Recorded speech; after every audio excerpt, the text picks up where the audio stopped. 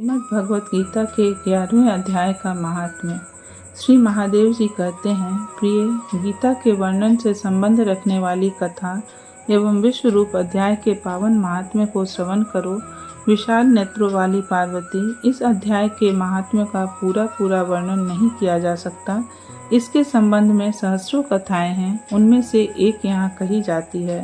प्रणीता नदी के तट पर मेघंकर नाम से विख्यात एक बहुत बड़ा नगर है। उसके चारदीवारी और द्वार बहुत ऊंचे हैं।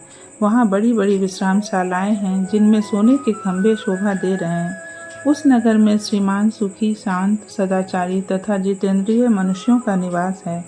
वहाँ हाथ में शांग नामक धनुष धारण करने वाले जगदीश्वर भगवान विष्णु विराजमान हैं। वे परब्रह्म के साकार स्वरूप हैं। संसार के नेत्रों को जीवन प्रदान करने वाले हैं। उनका गौरवपूर्ण श्री विग्रह भगवती लक्ष्मी के नेत्र कमलों द्वारा पूजित होता है। भगवान की वह झांकी वामन अवतार की है। मेघ के समान उनका श्याम वर्ण तथा कोमल आकृति है। वक्षस्थल पर श्रीवत्स का चिन्ह शोभा पाता है। वे कमल और वनमाला से विभूषित हैं। उन अनेक प्रकार के आभूषणों से सुशोभित हो भगवान वामन रत्न युक्त समुद्र के सदृश जान पड़ते हैं। पीताम्बर से उनके श्याम विग्रह की कांति ऐसी प्रतीत होती है मानो चमकती हुई बिजली से घिरा हुआ स्निग्ध मेघ शोभा पा रहा हो। उन भगवान वामन का दर्शन करके जीव जन्म एवं संसार के बंधन से मुक्त हो जाता है। उस नगर में मेखला नामक महान तीर्थ है, जिसमें स्नान करके मनुष्य शाश्वत वैकुंठ धाम को प्राप्त होता है। वहाँ जगत के स्वामी करुणा सागर भगवान नृसिंह का दर्शन करने से मनुष्य 7 जन्मों के किए हुए घोर पाप से छुटकारा पा जाता है। जो मनुष्य मेखला में गणेश जी का दर्शन करता है, वह सदा दुस्तर विघ्नों के भी पार हो जाता है। उसी मेघंकर नगर में कोई श्रेष्ठ ब्राह्मण थे, जो ब्रह्मचर्य परायण, ममता और अहंकार से रहित, वेद शास्त्रों में प्रवीण, जितेंद्रिय तथा भगवान वासुदेव के शरणागत थे। उनका नाम सुनंद था। प्रिय, वे शांग धनुष धारण करने वाले भगवान के पास गीता के 11वें अध्याय विश्व रूप दर्शन योग का पाठ किया करते थे। उस अध्याय के प्रभाव से उन्हें ब्रह्म ज्ञान की प्राप्ति हो गई थी। परमानंद संदोष से पूर्ण उत्तम ज्ञानमयी समाधि के द्वारा इंद्रियों के अंतर्मुक्त हो जाने के कारण वे निश्चल स्थिति को प्राप्त हो गए थे और सदा जीवन मुक्त योगी की स्थिति में रहते थे। एक समय जब बृहस्पति सिंह राशि पर स्थित थे, महायोगी सुनंद ने गोदावरी तीर्थ की यात्रा आरंभ की। वे क्रमशः वीरज तीर्थ, तारा तीर्थ, कपिला संगम, अष्ट तीर्थ, कपिला द्वार, नृसिंह वन, अंबिकापुरी तथा करस्थानपुर आदि चतुर्थ में स्नान और दर्शन करते हुए विवाह मंडप नामक नगर में आए। वहां उन्होंने प्रत्येक घर में जाकर अपने ठहरने के लिए स्थान मांगा, परंतु कहीं भी उन्हें स्थान नहीं मिला। अंत में गांव के मुखिया ने उन्हें एक बहुत बड़ी धर्मशाला दिखा दी। ब्राह्मण ने साथियों सहित उसके भीतर जाकर रात में निवास किया। सवेरा होने पर उन्होंने अपने को तो धर्मशाला के बाहर पाया, किंतु उनके साथी दिखाई नहीं दिए। वे उन्हें खोजने के लिए चले। इतने में ही ग्रामपाल मुखिया से उनकी भेंट हो गई। ग्रामपाल ने कहा, मुनि श्रेष्ठ, तुम सब प्रकार से दीर्घायु जान पड़ते हो। सौभाग्यशाली तथा पुण्यवान पुरुषों में तुम सबसे पवित्र हो। तुम्हारे भीतर कोई लोकोत्तर भाव विद्यमान है। तुम्हारे साथी कहाँ गए और कैसे इस भवन से बाहर हुए, इसका पता लगाओ। मैं तुम्हारे सामने इतना ही कहता हूँ कि तुम्हारे जैसा तपस्वी मुझे दूसरा कोई नहीं दिखाई देता। विप्रवर, तुम्हें किस महामंत्र का ज्ञान है, किस विद्या का आश्रय लेते हो तथा किस देवता की दया से तुम्हें अलौकिक शक्ति आ गई है। भगवान, कृपा करके इस गांव में रहो, मैं तुम्हारी सब सेवा शुश्रूषा करूँगा। यूँ कहकर ग्रामपाल ने मुनीश्वर सुनंद को अपने गांव में ठहरा लिया। वह दिन रात बड़ी भक्ति से उनकी सेवा टहल करने लगा। जब 7-8 दिन बीत गए, तब एक दिन प्रातःकाल आकर वह बहुत दुखी हो महात्मा के सामने रोने लगा और बोला, हाय, आज रात में राक्षस ने मुझ भाग्यहीन के बेटे को चबा लिया है।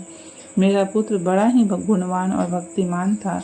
ग्रामपाल के इस प्रकार कहने पर योगी सुनंद ने पूछा, कहाँ है वह राक्षस और किस प्रकार उसने तुम्हारे पुत्र का भक्षण किया।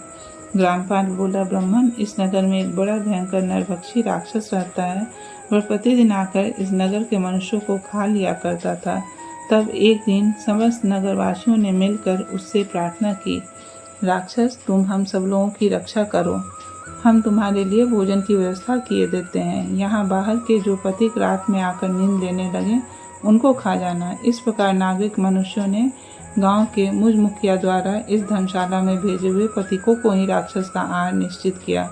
अपने प्राणों की रक्षा के लिए ही उन्हें ऐसा करना पड़ा। तुम भी अन्य राहगीरों के साथ इस घर में आकर सोए थे, किंतु राक्षस ने उन सबको तो खा लिया, केवल तुम्हें छोड़ दिया है।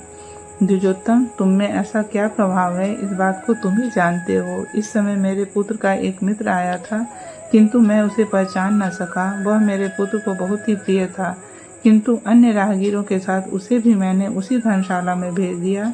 मेरे पुत्र ने जब सुना कि मेरा मित्र भी उसमें प्रवेश कर गया है, तब वह उसे वहां से ले आने के लिए गया, परंतु राक्षस ने उसे भी खा लिया। आज सवेरे मैंने बहुत दुखी होकर उस पिशाच से पूछा, ओ दुष्टात्मन, तूने रात में मेरे पुत्र को भी खा लिया? तुम्हारे पेट में पड़ा हुआ मेरा पुत्र जिससे जीवित हो सके, ऐसा कोई उपाय यदि हो तो बता। राक्षस ने कहा, ग्रामपाल, धर्मशाला के भीतर घुसे हुए तुम्हारे पुत्र के न जानने के कारण मैंने भक्षण किया है। अन्य पथिकों के साथ तुम्हारा पुत्र भी अनजान में ही मेरा ग्रास बन गया है। वह मेरे उदर में जिस प्रकार जीवित और रक्षित रह सकता है, वह उपाय स्वयं विधाता ने तो कर ही दिया है। जो ब्राह्मण सदा गीता के 11वें अध्याय का पाठ करता हो, उसके प्रभाव से मेरी मुक्ति होगी और मरे हुओं को पुनः जीवन प्राप्त होगा। यहाँ कोई ब्राह्मण रहते हैं जिनको मैंने एक दिन धर्मशाले से बाहर कर दिया था। वे नित्य निरंतर गीता के 11वें अध्याय का जप किया करते हैं। इस अध्याय के मंत्र से 7 बार अभिमंत्रित करके यदि वे मेरे ऊपर जल का छींटा दें तो निसंदेह मेरा शाप से उद्धार हो जाएगा। इस प्रकार उस राक्षस का संदेश पाकर मैं तुम्हारे निकट आया हूँ। ब्राह्मण ने पूछा, ग्रामपाल, जो रात में सोए हुए मनुष्यों को खाता है, वह प्राणी किस पाप से राक्षस हुआ है? ग्रामपाल बोला, ब्राह्मण, पहले इस गांव में कोई किसान ब्राह्मण रहता था। एक दिन वह अगहनी के खेत की क्यारियों की रक्षा करने में लगा था। वहां से थोड़ी ही दूर पर एक बहुत बड़ा गिद्ध किसी राही को मारकर खा रहा था। उसी समय एक तपस्वी कहीं से आ निकले, जो उस राही को बचाने के लिए दूर से ही दया दिखाते आ रहे थे। गिद्ध उस राही को खाकर आकाश में उड़ गया। तब तपस्वी ने कुपित होकर उस किसान से कहा, ओ दुष्ट हलवाहे, तुझे धिक्कार है, तू बड़ा ही कठोर और निर्दयी है। दूसरे की रक्षा से मुंह मोड़कर केवल पेट पालने के धंधे में लगा है। तेरा जीवन नष्ट प्राय है। अरे, जो चोर दाढ़ वाले जीव, सर्प, शत्रु, अग्नि, विष, जल, गिद्ध, राक्षस, भूत तथा वेताल आदि के द्वारा घायल हुए मनुष्यों की शक्ति होते हुए भी उपेक्षा करता है, वह उनके वध का फल पाता है। जो शक्तिशाली होकर भी चोर आदि के चंगुल में फंसे हुए ब्राह्मण को छुड़ाने की चेष्टा नहीं करता, वह घोर नरक में पड़ता और पुनः भेड़िए की योनि में जन्म लेता है। जो वन में मारे जाते हुए तथा गिद्ध और व्याघ्र की दृष्टि में पड़े हुए जीव की रक्षा के लिए छोड़ो छोड़ो की पुकार करता है, वह परम गति को प्राप्त होता है। जो मनुष्य गौओं की रक्षा के लिए व्याघ्र, भील तथा दुष्ट राजाओं के हाथ से मारे जाते हैं, वे भगवान विष्णु के उस परम पद को पाते हैं, जो योगियों के लिए भी दुर्लभ है। सहस्र अश्वमेध और 100 वाजपेयी यज्ञ मिलकर शरणागत रक्षा की 16वीं कला के बराबर भी नहीं हो सकते। दीन तथा भयभीत जीव की उपेक्षा करने से पुण्यवान पुरुष भी समय आने पर कुंभिपाक नामक नरक में पकाया जाता है। तूने दुष्ट गिद्ध के द्वारा खाए जाते हुए राही को देखकर उसे बचाने में समर्थ होते हुए भी जो इसकी रक्षा नहीं की, इससे तू निर्दयी जान पड़ता है। अतः तू राक्षस हो जा। हलवाहा बोला, महात्मन, मैं यहाँ उपस्थित अवश्य था, किंतु मेरे नेत्र बहुत देर से खेत की रक्षा में लगे थे। अतः पास होने पर भी गिद्ध के द्वारा मारे जाते हुए इस मनुष्य को मैं नहीं जान सका। अतः मुझ दिन पर आपको अनुग्रह करना चाहिए। तपस्वी ब्राह्मण ने कहा, जो प्रतिदिन गीता के 11वें अध्याय का जप करता है, उस मनुष्य के द्वारा अभिमंत्रित जल जब तुम्हारे मस्तक पर पड़ेगा, उस समय तुम्हें शाप से छुटकारा मिल जाएगा। यह कहकर तपस्वी ब्राह्मण चले गए और वह हलवाहा राक्षस हो गया। अतः द्विजश्रेष्ठ, तुम चलो और 11वें अध्याय से तीर्थ के जल को अभिमंत्रित करो, फिर अपने ही हाथ से उस राक्षस के मस्तक पर उसे छिड़क दो। रामपाल की यह सारी प्रार्थना सुनकर ब्राह्मण का हृदय करुणा से भर आया। वे बहुत अच्छा कहकर उसके साथ राक्षस के निकट गए। वे ब्राह्मण योगी थे। उन्होंने विश्व रूप दर्शन नामक 11वें अध्याय से जल अभिमंत्रित करके उस राक्षस के मस्तक पर डाला। गीता के 11वें अध्याय के प्रभाव से वह शाप से मुक्त हो गया। उसने राक्षस देह का परित्याग करके चतुर्भुज रूप धारण कर लिया तथा उसने जिन सहस्रों पथिकों का भक्षण किया था वे भी शंख, चक्र एवं गदा धारण किए चतुर्भुज रूप हो गए। तत्पश्चात वे सभी विमान पर आरूढ़ हुए।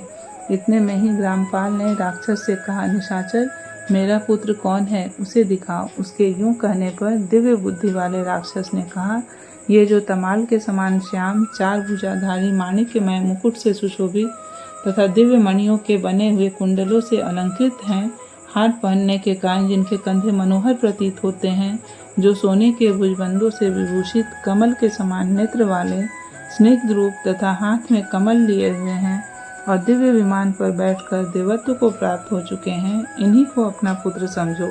यह सुनकर रामपाल ने उसी रूप में अपने पुत्र को देखा और उसे अपने घर ले जाना चाहा। यह देख उसका पुत्र हंस पड़ा और इस प्रकार कहने लगा। पुत्र बोला, ग्रामपाल, कई बार तुम भी मेरे पुत्र हो चुके हो।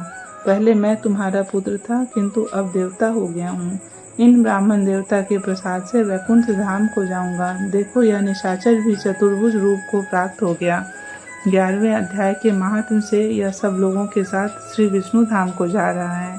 अतः तुम भी इन ब्राह्मण देव से गीता के 11वें अध्याय का अध्ययन करो और निरंतर उसका जप करते रहो। इसमें संदेह नहीं कि तुम्हारी भी ऐसी ही उत्तम गति होगी। तात मनुष्यों के लिए साधु पुरुषों का संग सर्वथा दुर्लभ है, वह भी इस समय तुम्हें प्राप्त है। अतः अपना अभिष्ट सिद्ध करो। धन, भोग, दान, ज्ञान, यज्ञ, तपस्या और पूर्व कर्मों से क्या लेना है। विश्व रूपाध्याय के पाठ से ही परम कल्याण की प्राप्ति हो जाती है। पूर्णानंद संदोह स्वरूप श्री कृष्ण नामक ब्रह्म के मुख से कुरुक्षेत्र में अपने मित्र अर्जुन के प्रति जो अमृतमय उपदेश निकला था, वही श्री विष्णु का परम तात्विक रूप है।